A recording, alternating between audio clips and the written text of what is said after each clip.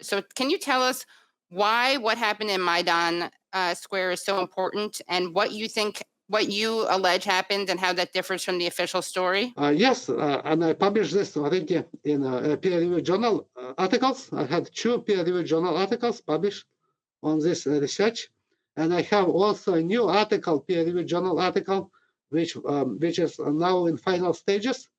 And it received very positive reviews from peer reviewers, anonymous, and I submitted just small changes, waiting for any time, any day for a decision if they're going to publish. But I think it's very difficult to be certain.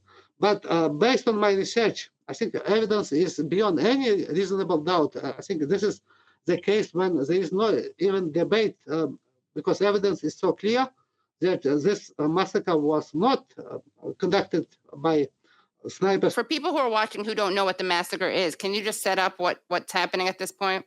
Yes, this massacre was crucial massacre in Ukraine in 2014.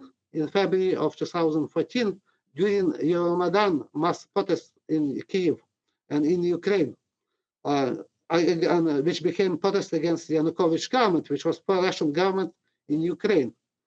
So after the peaceful protests, which took place, we started at the end of November of 2013, became violent after because of far-right organizations' participation. This escalated to the massacre of Maidan protesters and the police on February 20th of 2014. And this massacre led to overthrow of the Yanukovych government, because he was immediately blamed for this massacre, not only by the Ukrainian by opposition, Maidan opposition, but also by the media in Ukraine and the entire world, by the Biden administration.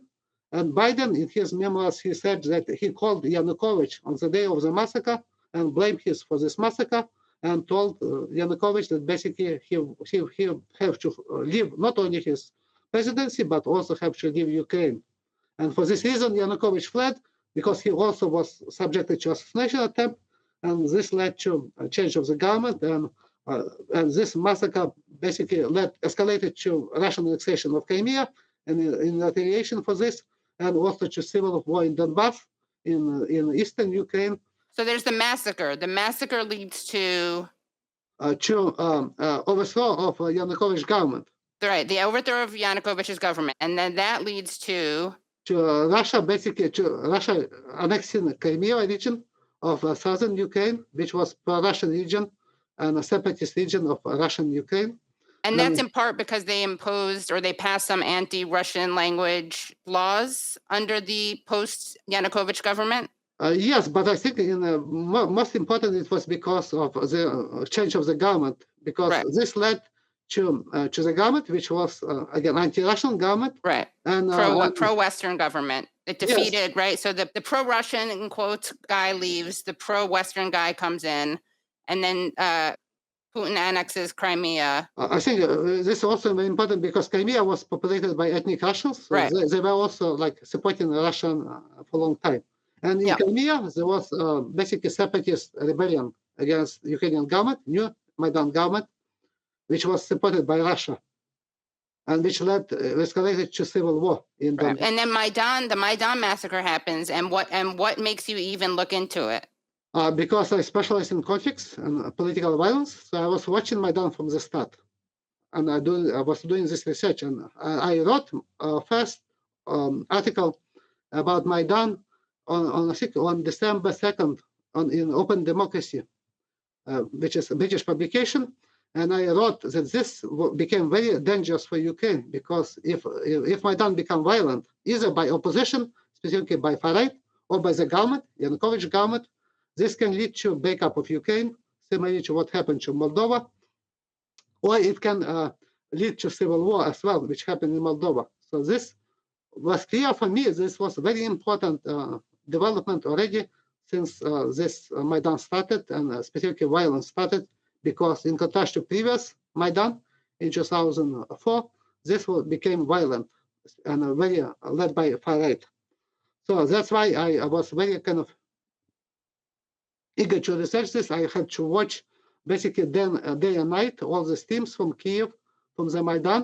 And I was watching on the day of the Maidan massacre, I was watching live stream from several streams from Kiev, from Maidan on internet. And I saw the police basically fleeing, basically taking cover and retreating from Maidan for no reason. There was no sound which you can hear, but only like very loud kind of voices and loud kind of sound from the stage, Maidan stage. But there was obviously something going on. And afterwards, there was shooting of protesters taking place. So when I saw this, I immediately wanted to do research about this. I tried to find these videos which I was watching on the YouTube and on other sites in Ukraine. I could not find any single video stream. All of them disappear. So for me, this became very strange kind of to see, because there were other recordings of the same footage from previous days, but from the day of the massacre, there was nothing left. Even so, I was watching this live, so I know there was such footage. And for me, this became very strange, because this is why I immediately started to question what happened, because this was against a very irrational event which took place. There was no reason to massacre protesters and the police, and it was not clear actually who was responsible, because I did not see actually who was shooting. There were actually protesters were talking about snipers, but police, Berkut police was filmed shooting, but they were not shooting at the same time in the same place as the protesters were killed. And I know the area very well. I stayed in Maidan maybe like 50 times. I was a student in Kiev, so I knew this area. Like, this is like downtown. This is like Times Square. So this is in Kiev.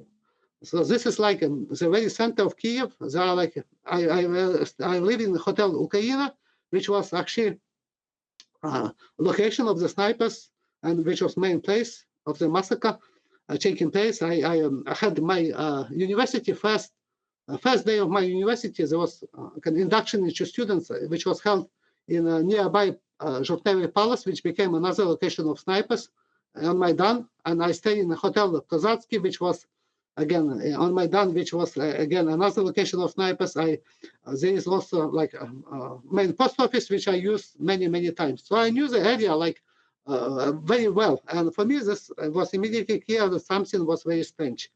And that's why I did research, trying to collect all the available evidence about this. And I did my first paper in a seminar of Ukrainian studies in 2014 on October. Actually, yes, exactly. This was again October 2014, and I presented this paper. And afterwards, I presented this and put it on my website. It became viral because I reported that this what I found based on my original research, that all the evidence pointed to this massacre being forced flag massacre with involvement of far-right elements and oligarchic opposition.